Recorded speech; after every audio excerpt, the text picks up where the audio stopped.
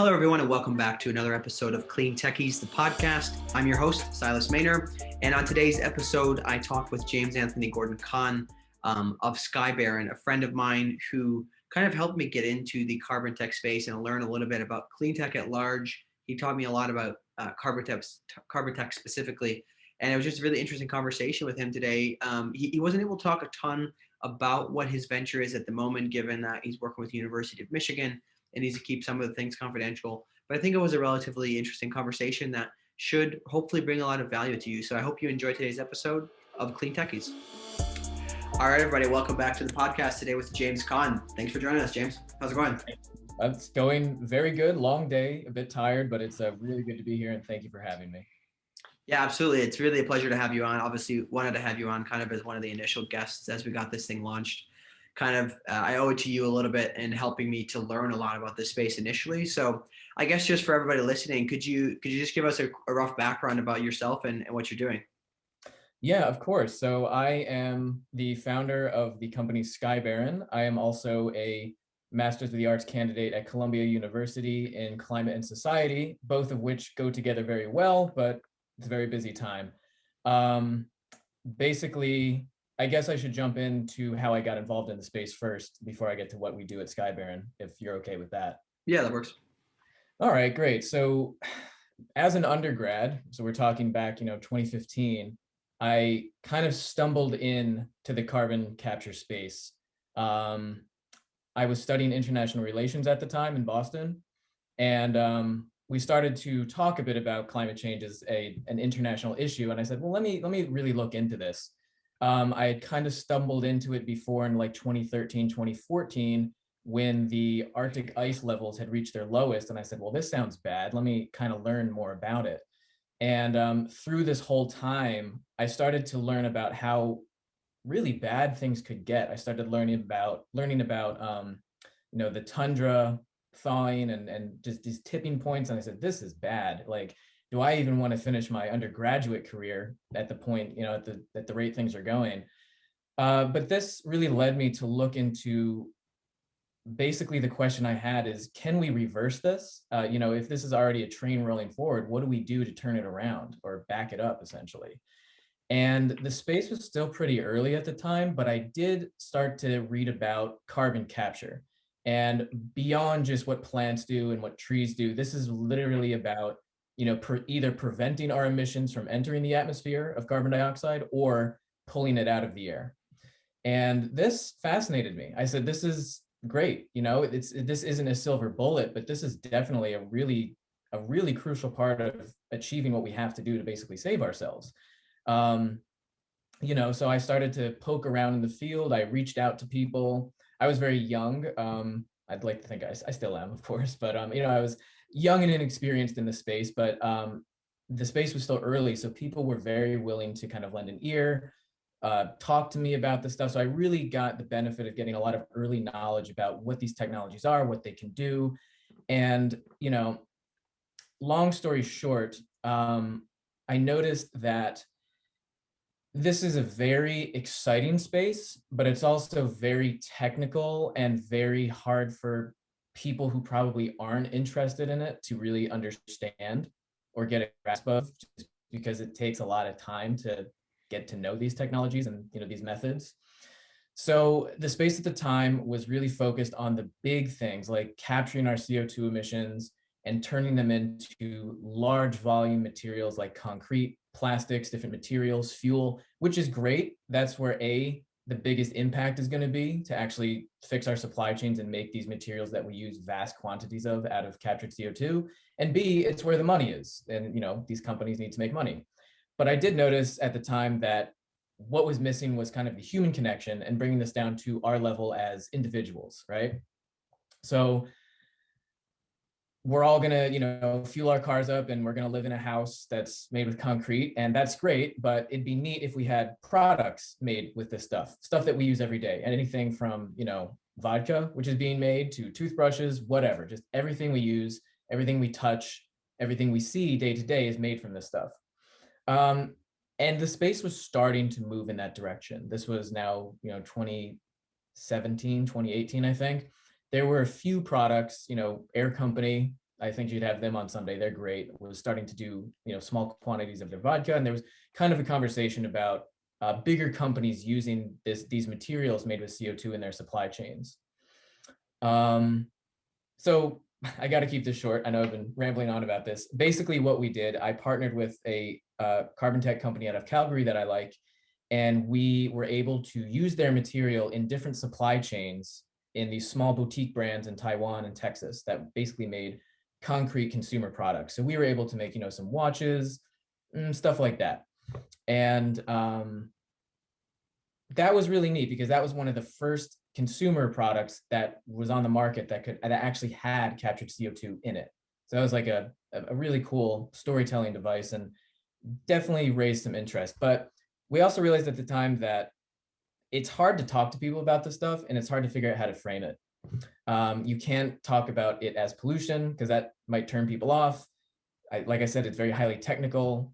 And it was very hard for, I think, some people to really like get the interest value in what this is. Mm-hmm. So that was a tough time. We learned a lot about how to tell the story, and basically, it brings me up. I know this story was a bit long, but it brings me up to where I am now, where we've made a pivot in what we're doing and how we feel like we can educate people. But that was a long-winded way of saying I got into it with very little experience and found my way, and now we're at a point where we really think we can make a big difference in the space and in the world. Yeah, that's great. And no worries about the long answers. That's what we like to hear. So I want to maybe dig in a little bit, if you could tell a little bit more about the technology. So to your knowledge, where is the technology in its life cycle? Has it been perfected at this point? I know obviously I mentioned I've spoken with some people from carbon upcycling, so I know a bit about the technology, but kind of as a broad market, like, is it pretty well perfected? What they can do with it, how they can prevent it from going in the air, as well as capturing it directly out of the air? So that answer is also long. I'll try to shorten it. It really is all over the place. I've been very impressed with the speed of innovation in this space. I will say that.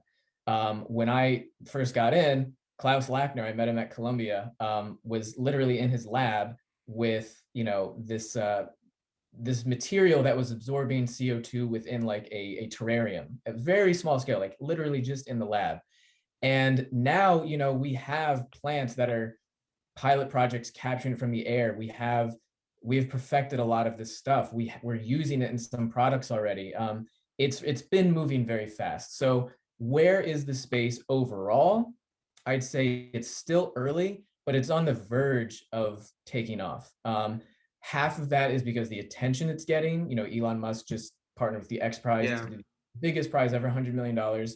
And then just across the board, people are recognizing this, we need to do this. There are parts of the economy that we obviously, first and foremost, we have to start decarbonizing. We have to use less fossil fuels, but there are parts of the economy that we can't decarbonize easily. Cement production, steel production, aviation. Yeah. We're gonna need this for those things. So people recognize that. Really, it really is across the board. I'd say, in terms of capturing it from sources, so capturing CO2 directly from a smokestack, we're doing well.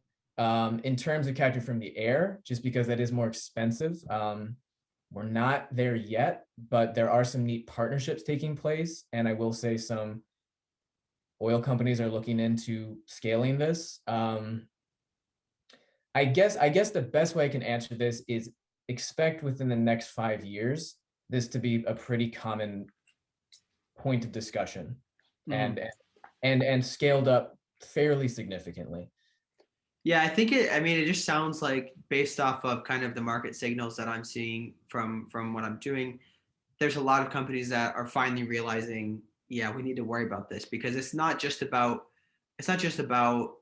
making the environment a better place. For some of these companies now, they're at a point where if they don't do something about this, they're going to face loss of talent, because the average person realizes that climate change is real, and they're doing something about it. They'd rather not work for oil and gas people who are doing nothing to try to reduce their total carbon emissions.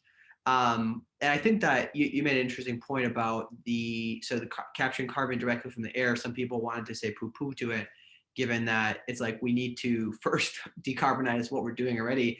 I just finished Tom Rand's book, The Case for Climate Capitalism, last week. And I think you mentioned that it was that there's always going to be, like you said, some things that are going to emit carbon. So we need to find a way to still create it and to capture it and bring it down. One thing I want to know is kind of in your view, what do you see as the biggest hurdles to, I know you talked a little bit about it with the average consumer maybe not being hyper interested in these direct consumer products, but what do you see, maybe you could dig down into it a bit more, as the biggest hurdles for carbon tech, right? And maybe you can just divide it into consumer products as well as commercial uses. Okay, great. Would you mind if I just touched upon something? Yeah, You 100%. Yeah. So something I want to say about direct air capture is, I understand the people who, as you said, poo-poo it, right? I did for a while. And then I realized, there is no magic bullet. There's no one solution. Like, we're going to need all of these things for sure.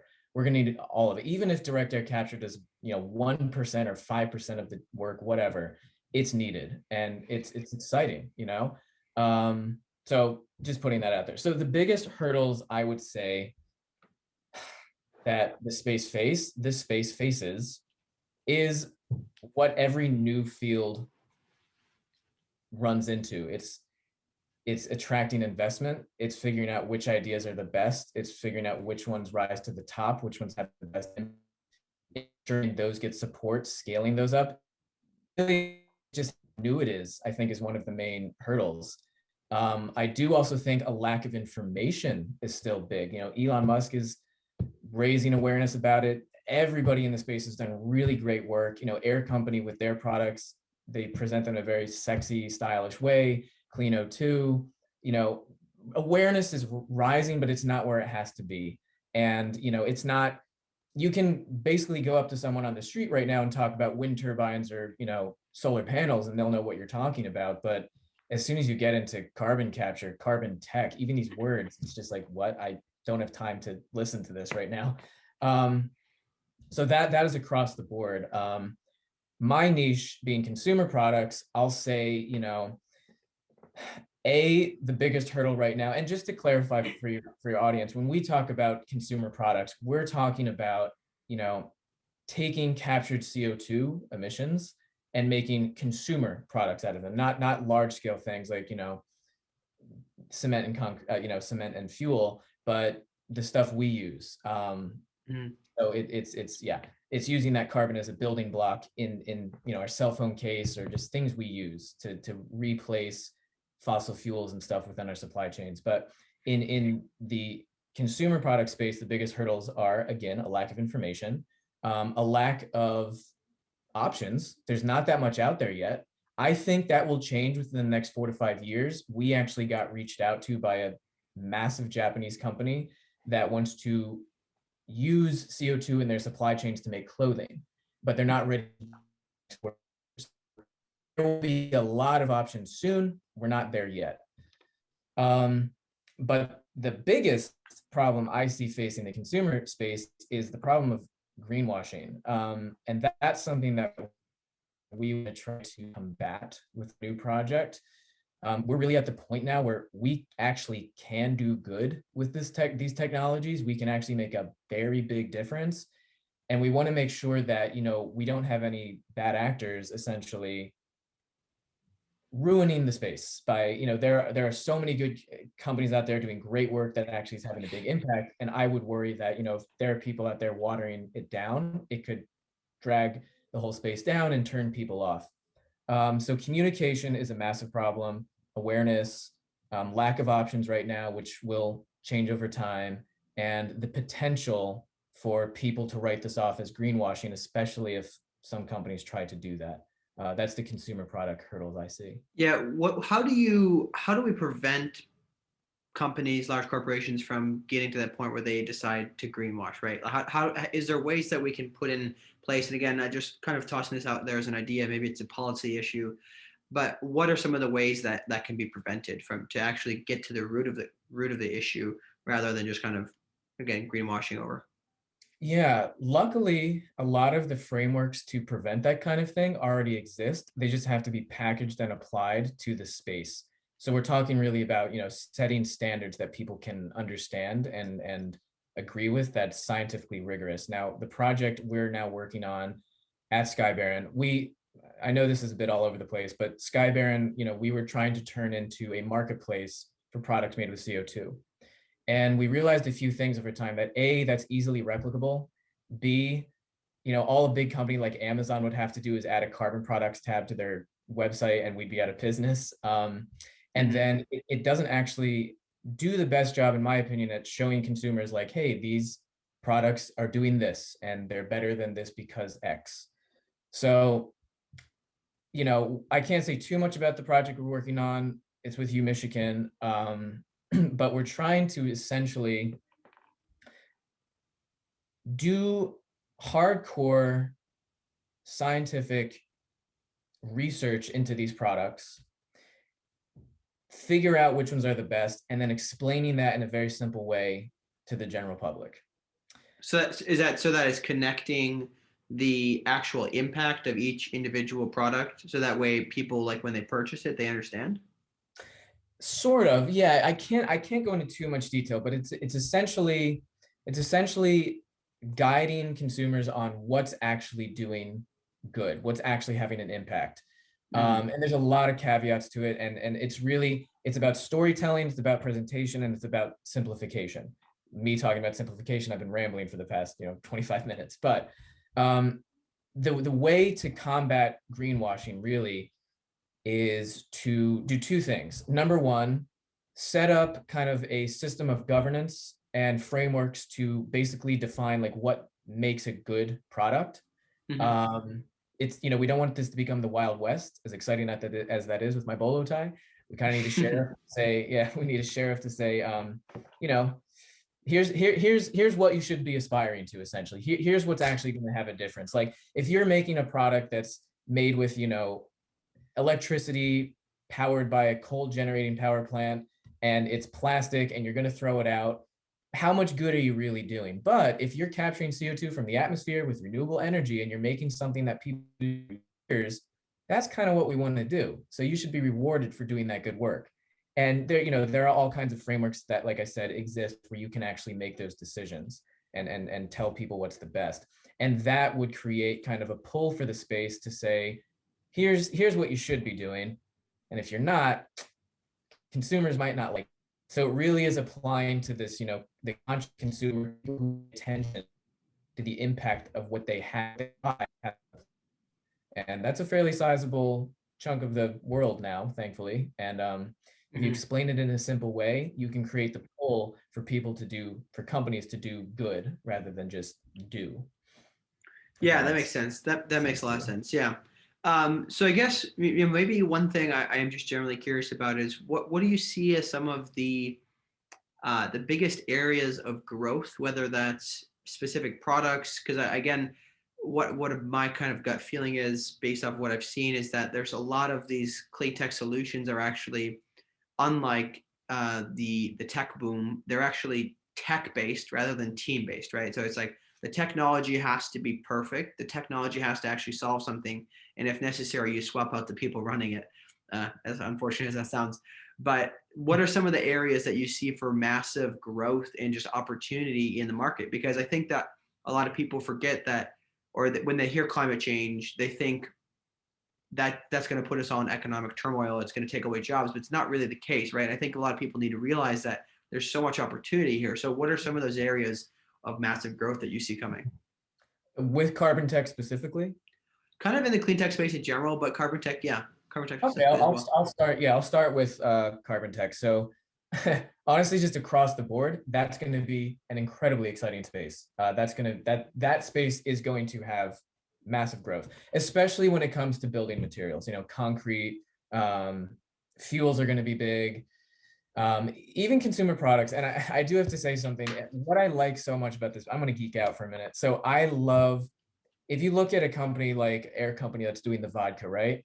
what's neat about that is these technologies can really touch every facet of society, right? So their technology right now they're using to make vodka, for example.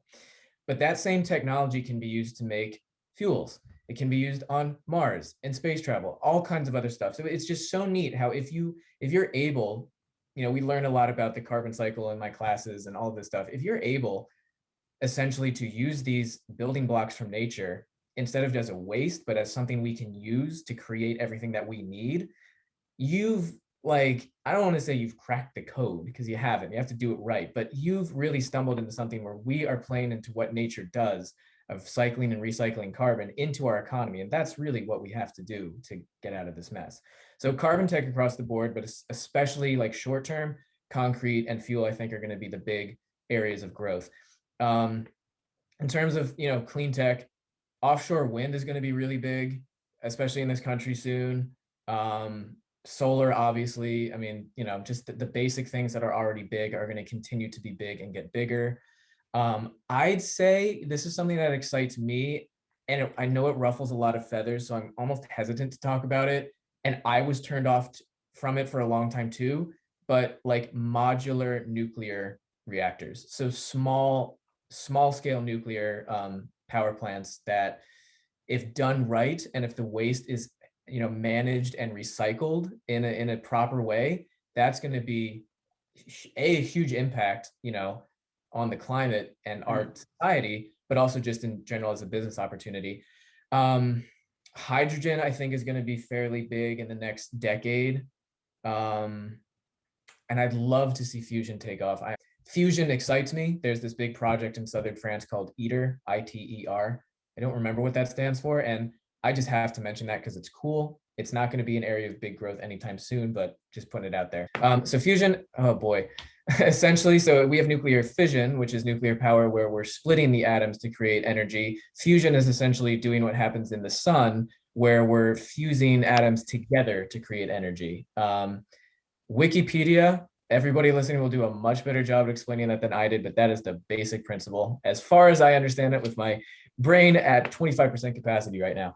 But the last area of high growth, before the internet decided to not let me say it, because I guess it's opposed to this, is alternative materials. Absolutely. So beyond just carbon capture, carbon tech, making materials out of CO2, it's using nature-based solutions like mycelium from mushrooms, different types of seaweed to make things. And I know this is CleanTechies, but I do consider that technology. I think we have to look to nature's technology. She's already done the R&D for this stuff. Using that to make materials, alternative materials, and opportunities to make a more circular economy. I think that will be one of the biggest things, because we use a lot of stuff. We should use less stuff, but we need to make that stuff out of better stuff. And I think I think that's an interesting thing, because there's so many aspects and facets to creating a circular economy. Like, we can't just snap our fingers. Like you said, there's not one bullet that solves everything, right? It's not just about climate change, right? Once we get to that point, then we're still going to have a long ways to go to really make this just kind of this recycling mindset, right? Of you using what we have and then turning it into different things. I think there's actually a company, I can't remember the name off the top of my head, that makes boxes out of seaweed, right? So like shipping packages. But no, I think that's helpful. I appreciate the insight there. One thing I guess I'm just a little bit curious too is your thoughts on how do you think that the COVID pandemic has affected this fight against climate change? And are there any positive things that we can take away from it? Wow, very good question. Okay. We were talking about this in a lot of my climate change courses, and although the pandemic really knocked down our CO2 emissions as a global society, they're already on the rise again, and frankly, it didn't do that much. Obviously, it didn't lower the concentrations in the atmosphere or anything like that. However, psychologically, I think it taught us a couple things. I think it taught us how fragile our whole global community and systems are, and we have to be mindful of that and protect it from all sorts of things, including climate change. I think it's taught us that we all need a lot less than we think we do. I'm a huge traveler, and I haven't been on a plane in, I think, over a year, about a year. And I still want to travel, and I do plan to once it's safe to, but I don't think I will as much. Um, I think it's allowed us as individuals. I hope we've all used this time well to kind of reflect on what we want to do and where maybe our skills are best put to use. Ideally, that's to help other people and the planet. So, I think one of the good things that came out of the COVID pandemic, silver linings, is it caused us to have a global point of self-reflection. I hope it lasts. I hope we take some of the lessons that we've learned from it and, implement them moving forward. And I hope we don't lose the mindset of um, we need a lot less than we think we do. And, you know, a lot of the stuff we have to do is a collective effort. And I know that's difficult. We're all, wary. We want to go out and party. I do. But it's thinking long term. Yeah. So I hope it changed mindsets. I'll say that. I hope so. No, I think that's a pretty good takeaway. I think that's good. It's definitely something I think, everybody listening certainly maybe think about that, right? For people who do want to make an impact, people who aren't just here to learn, but people who are really here to figure out how they can do something. I think that's good. A good takeaway is to realize, like, how much do I need to use? When can I be more mindful of what I'm using? Thinking about, I always think of the example my mom gave as growing up is like, don't complain about the food, right? Or eat your food, right? There's people in the world who are starving. So Yeah. it's like remembering that we can all try to work together, right? Because this is not one person's fight, right? And that's why I think it's funny.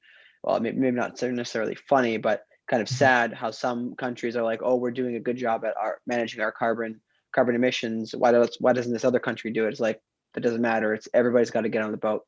So that's helpful. Can I just say one thing about that real quick? There's an amazing philosophy professor at Georgetown called Olufemi Taiwo. I hope I pronounced his name right. He and I are supposed to speak soon. He actually just did a piece in the Atlantic about the philosophy of carbon capture, the moral uphangings of it. And, sometimes we argue, like, whose responsibility is it to clean up this mess? Obviously, industrialized nations should do more, but let's stop arguing and just start doing it. Like, especially with CarbonTech, it's just like, should we really argue over, like, oh, we don't want to rely too much on these things? Like, yeah, of course not, but we also have to start doing it. Like, action is key. You just have to start doing it and kind of figure it out as you go along. I just, to add that. Yeah, no, I agree. And there's actually, like, it was mentioned in Tom Rand's book as well, that there's a huge economic upside, right? If you can get a significant share of the total portion of those new technologies, like, as a country, that's going to be very good for your economy too. So I think there's a lot of positive things there. I guess just to wrap things up, kind of my final thing that I want to ask you is for people looking to get into this space, into clean tech in general, what would you say are your kind of pieces of advice on how to do it, right? I'm in this boat right currently. There's obviously other people that are probably interested but have no idea where to start. I think that your example of how you kind of wedged your way and became a kind of a relatively well-known person in the carbon tech space, what would your advice be to people listening to try to get into these new technologies? How would you do that if you were to go about it starting today? I would first start from wherever I felt a pull, right? So I felt a pull, obviously, as someone wants to get involved in clean tech, they're going to feel a pull towards probably climate change. That's where it started with me. Then I did some research. So I say start with research. Figure out all the spaces in this space: carbon tech, solar, wind, fusion, whatever, and figure out which one speaks to you and figure out which one you're the most interested in, because a lot of the learning you're going to have to do will be self-taught. So you're going to want to enjoy what you're reading about. Start with that, then start looking for experts in the space that you're interested in. Try to be focused, reach out to them, just do it, just start somewhere to talk about action, take action, reach out to those people, see if they're willing to meet up or just talk. It's easier now with Zoom being a preferred method of chatting with people. Then see if they know any opportunities that are there. If you feel so inclined, you can do what I did and go back to school. That's an option to really get a hardcore background in this stuff. And I'm talking to people who maybe don't have that background already. Um, and honestly, it's so hard to give these answers because you just want to say go for it. You look back at your path or my path, whatever, and it's just like, how did I get to where I am now? I wouldn't be able to tell you. It's been meandering. There's been ups, there's been massive downs, huge setbacks, but I've learned that setbacks really just tell you what you have to do next. You've got to roll with the punches. Mm-hmm. Just do it. You got to find what you're passionate about, hone in on that, figure out more about it, reach out to experts, or even if they're not experts, people in the space, even someone who installs solar panels, if you want to get into solar, just to talk about it. And then a lot of the answers will appear to you as you do that. That's honestly the best advice I can give. Answers will appear. That my dad always says, luck lives at the crossroads of preparation and opportunity. If you're preparing by doing this research and getting involved and just starting, an opportunity will come along that you didn't know you were prepared for, and that's luck, and it'll happen. Yeah, I think that makes sense. That's what I've seen for my career is as soon as you start to look for something, you eventually find the answer. So if you are whoever listening and is looking for what they want to do, definitely start taking action of some sort, and you'll start to get closer to the answers. So I guess, is there anything else that you wanted to close out with, any extra topics you wanted to talk about or things to close off? Yeah, I mean, I will say just one more thing about the CarbonTech space. It's overwhelming. It really is. There's a lot to know. That's part of why we're doing what we're doing. There's a need for info. So, if you want to get involved in the space or learn more about it, you can reach out to me. I'd be happy to talk to you. I'm sure you can put my contact info in the description. Yeah. A lot of cool info out there, good organizations to look at, Carbon 180, Global CO2 Initiative, stuff like that. And it's going to be exciting. It's going to be fun. It's going to be a lot of hard work, but I think we can. I think we can all save the world together, Silas. I think it'll be good. I think we can. Very good. Well, anyways, thanks so much for coming on, James. I really appreciate it, and we'll see you next time. Absolutely. Talk to you later, my friend. Hey guys, thanks so much for listening to today's episode of Clean Techies with James. I hope you enjoyed listening as much as I did creating this podcast. Obviously, a lot of interesting takeaways. Probably a lot of questions you may still have, so feel free to reach out. His contact information and his Twitter are below. Feel free to reach out to him that way, as well as through me. We can gladly get in touch to answer any questions you have. Maybe just have a discussion about the space in general. If you're looking to get more involved, again, please do remember to join the Slack channel that we've built. CleanTechies, the Slack channel, to just interact with people who are in the space, who are learning. Again, we're growing. It's slow, but yeah, lots of exciting things happening. And I also want to mention, of course, that again, today's episode is, as always, sponsored and made possible by Next Wave Partners. Next Wave Partners is a specialty boutique recruitment firm in the renewable energy and clean tech space. So if you have any specific needs, especially budding industries where there's not a lot of existing talent, Next Wave Partners can be a great resource for you. So again, thank you guys so much for joining today on today's episode, and we will see you next time on Clean Techies, the podcast.